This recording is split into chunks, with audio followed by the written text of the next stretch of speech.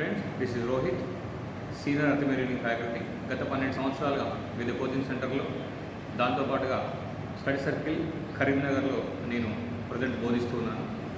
So రీసెంట్గా తెలంగాణ ప్రభుత్వం release చేసినటువంటి 80,000 పైచీలకు పోస్టుల్లో చాలామంది అభ్యర్థులు, ఎలిజిబిలిటీ ఉన్న అభ్యర్థులు, ఆశావాహులు ఎలాగైనా జాబ్ సాధించాలనే ఉద్దేశంతో వాళ్ళ ప్రిపరేషన్ను కొనసాగిస్తున్నారు. సో వారి కోసం నేను నా మాటగా ఏం చెప్తున్నానంటే, ఇప్పుడు 80,000 పైచీలకు ఏవైతే పోస్టులు ఉన్నాయో అందులో ఖచ్చితంగా నీకు జాబ్ 100% రావాలంటే ప్రధానంగా మనకు అర్థమెటిక్ రీజనింగ్ అనే సబ్జెక్ట్ మెయిన్ కీ పాయింట్ అండి.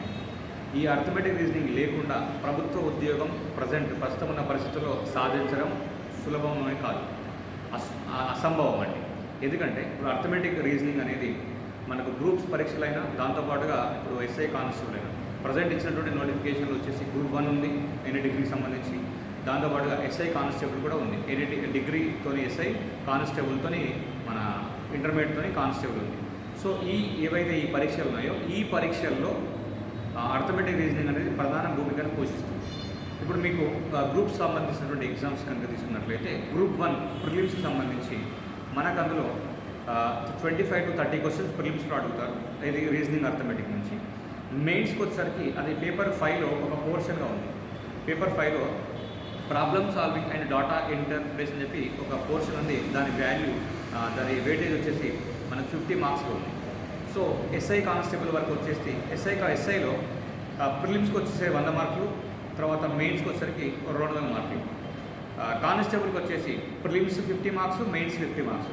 ఈ వెయిటేజ్ మనం అంత ఖచ్చితత్వంగా ఎలా చెప్తున్నాము అంటే, గతంలో జరిగినటువంటి నోటిఫికేషన్లో 2016 మరియు 18 ఈ 2 నోటిఫికేషన్లో మనకు అర్థమెటిక్ రీజనింగ్ నుంచి కానిస్టేబుల్ మరియు ఎస్ఐ వెయిటేజ్ ఈ విధంగా ఉంది.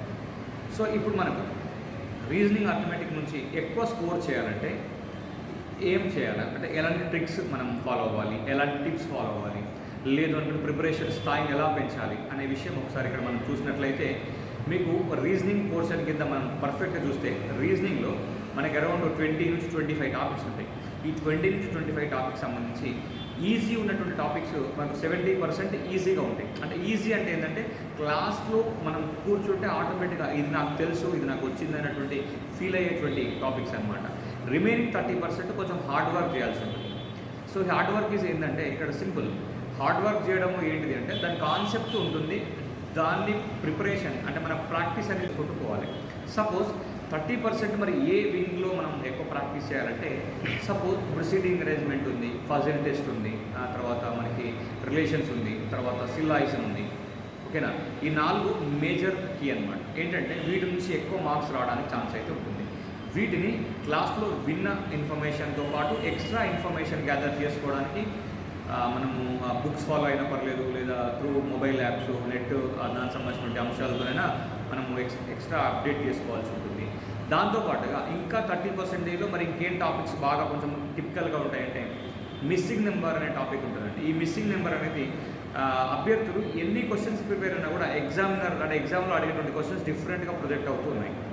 సో ఈ 30%లో ఈ missing numbers, number series, number analogy ఇలాంటి టాపిక్స్ బాగా కవర్ చేయాలి.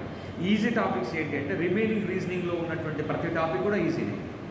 క్యాలెండర్ ఉంది, క్లాక్ ఉంది, డైరెక్షన్స్ ఉంది, తర్వాత మనకి ఆల్ఫాబెట్ టెస్ట్ ఉంది, తర్వాత నెంబర్ సీక్వెన్స్ టెస్ట్ ఉంది, ర్యాంకింగ్ టెస్ట్ ఉంది, దాంతోపాటుగా మనకు బ్లడ్ రిలేషన్స్ ఉంది, okay, logical Venn diagrams, mathematical operations, ఇవన్నీ ఈజీ టాపిక్స్ అండి. సో ప్రధానంగా ఈజీ మరియు హార్డ్, ఏదైతే మనము ఈజీ హార్డ్ అని మాట్లాడుతున్నాం కదా, సో ఈజీ హార్డ్ని మనం ఎలా ప్రొజెక్ట్ చేసుకోవాలంటే, ఈజీ టాపిక్స్ ఏవైతే ఉన్నాయో మనం ఈజీగా గుర్తుపెట్టుకోవడానికి ట్రై చేయాలి.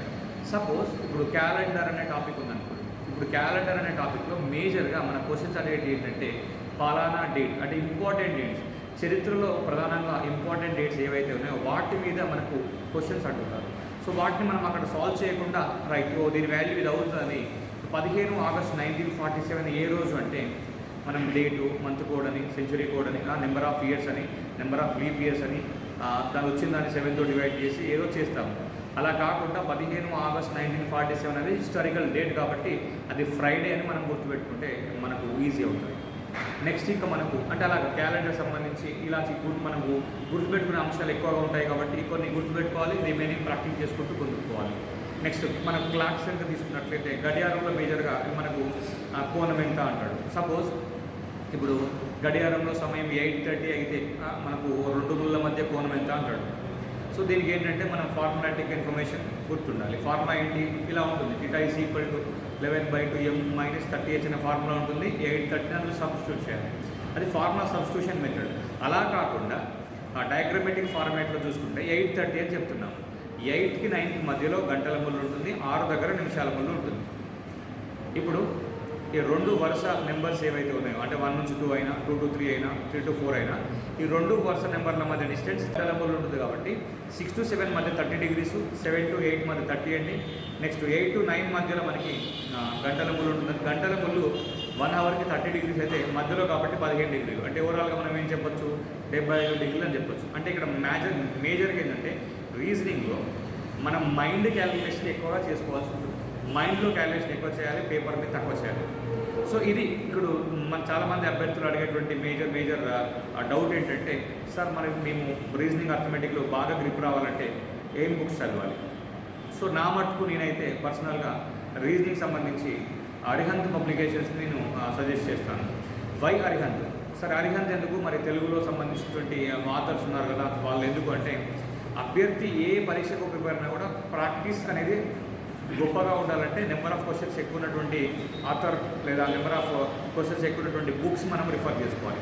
సో అలాగా రీజనింగ్ అయితే మనము అరిహంత్ పబ్లికేషన్స్ తీసుకుంటాము.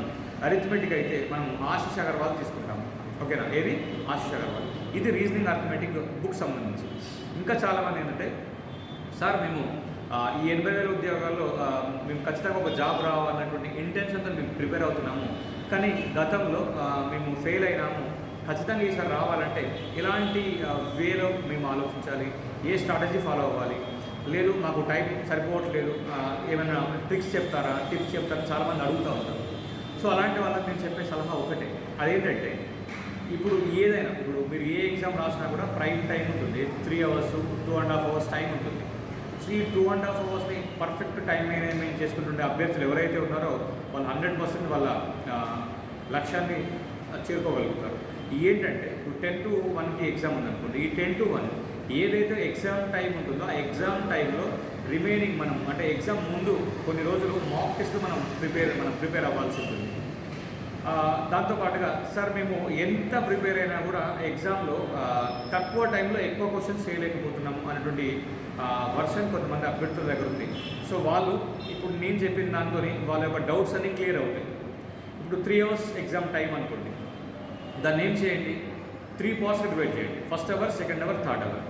ఎందుకు సార్ అంటే, ఇప్పుడు ఒక డే మనం వర్క్ స్టార్ట్ అయిన తర్వాత డేలో పొద్దున్న లెగిసిన తర్వాత మార్నింగ్ ఒక 3 hours మాత్రమే మనం ఫుల్ ఎనర్జీతో ఉంటాం.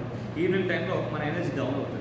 సేమ్ స్టోరీ మనం ఎగ్జామ్లో తీసుకున్నట్లయితే ఫస్ట్ అవర్ బాగా ఎనర్జీగా ఉంటాము, యాక్టివ్గా ఉంటాము, బాగా థింక్ చేస్తూ ఉంటాం. సో ఫస్ట్ అవర్తో కంపేర్ చేస్తే గ్రాడ్యువల్గా లాస్ట్ అవర్ తగ్గుతుంది. సో ఫస్ట్ అవర్ 60 minutes ఉంటుంది కదా, ఈ 60 minutesలో అవుట్ ఆఫ్ 200 నుంచి మనము 75 questionsకి ఆన్సర్ ఎట్లా చేస్తా సార్, నాకు అంత అక్యురసీ వస్తుందా, అంత స్పీడ్ వస్తుందా అంటే ఖచ్చితంగా వస్తుంది. ఎందుకంటే ఈ 75 మీరు గుర్తించాల్సినటువంటి సమాధానాలు ఈజీ సమాధానాలు. అంటే ఈజీగా, అంటే ఇప్పుడు మీకు 200 questionలలో ఈజీగా పికప్ చేసి, అంటే ఈజీగా వచ్చేటువంటి ప్రశ్నలు ఈజీగా 75 ఉంటాయి. 75 నుంచి 90 questions ఈజీ క్వశ్చన్ ఉంటాయి ఏ ఎగ్జామ్ తీసుకున్నా కూడా. సో ఈ 75 questions మీరు మొదటి గంటలో పికప్ చేయగలిగితే, if in case me target 130 అయిందనుకోండి, ఈ 130లో రిమైనింగ్ 2 గంటల్లో మీరు సాల్వ్ చేయాల్సింది 55 ప్రశ్నలు. 55 ప్రశ్నలకు ఆన్సర్లు పెట్టగలిగితే మీకు జాబ్ వస్తుంది. గుర్తుపెట్టుకోండి. అంటే 55 ప్రశ్నలు 2 గంటల సమయం, అంటే 120 minutesకి 55 ఆన్సర్స్ చేయాలి. అంటే దాదాపు మీకు ఒక క్వశ్చన్కి 2 నిమిషాల టైం పడుతుంది. ఈ టైం మేనేజ్మెంట్కి పర్ఫెక్ట్గా ఫాలో అవుతాయి. ఇప్పుడు నేను చెప్పిన స్ట్రాటజీ ఫాలో అవ్వండి, 100%కి 100% మీకు సర్వీస్ ఖచ్చితంగా వస్తాయి. ఒక విషయం గుర్తుపెట్టుకోండి అభ్యర్థులు, జాబ్ రావాలంటే 170, 180 రావాల్సిన అవసరం లేదు. 130, 125 to 130 లేదా 130 to 140 వస్తే సరిపోతుంది. అంటే ఇది మనకు తెలియని 50-60 ప్రశ్నలు ఉన్నా కూడా వాటి నుంచి ఆందోళన చెందకుండా తెలిసిన ప్రశ్నలకు సరైనటువంటి ఆన్సర్స్ చేస్తే ఖచ్చితంగా మీరు సక్సెస్ అవుతారు. ఇంకో విషయం, చాలా సంవత్సరాలుగా అభ్యర్థులు పరీక్ష రాసేటప్పుడు చేస్తున్నటువంటి ప్రధాన తప్పిదం, అది నేను ఇప్పుడు చెప్తాను. ఈ భవిష్యత్తులో రేపు ఏ ఎగ్జామ్ రాసినా కూడా ఇలాంటి తప్పిదాలు రాకుండా మీరు చూసుకోండి. ఏంటంటే ఇప్పుడు ఓఎంఆర్ షీట్ ఇస్తారు, మనకు ఓఎంఆర్ పబ్లిక్ చేయడానికి ఓఎంఆర్ ఇస్తారు, తర్వాత బుక్లెట్ కూడా ఇస్తారు. చాలామంది అభ్యర్థులు మేజర్గా ఎక్కడ మిస్టేక్ చేస్తారంటే మనకు బుక్లెట్లో ఏదైతే ఆన్సర్కి ఐడెంటిఫై చేస్తారో ఓఎంఆర్లో అది కాకుండా వేరే చేస్తారు. అంటే ఇప్పుడు రెండో ఆప్షన్ దగ్గర మనం ఇక్కడ బుక్లెట్లో టిక్ పెడితే ఓఎంఆర్లో థర్డ్ ఆప్షన్, ఫోర్త్ ఆప్షన్ అని ఓవర్లుక్లో వెళ్తారు. ఇలా ఓవర్లుక్లో సగటున ఒక అభ్యర్థి 8 నుంచి 10 ప్రశ్నలకు తప్పు ఆన్సర్లు చేస్తాడు. అర్థమవుతుందా?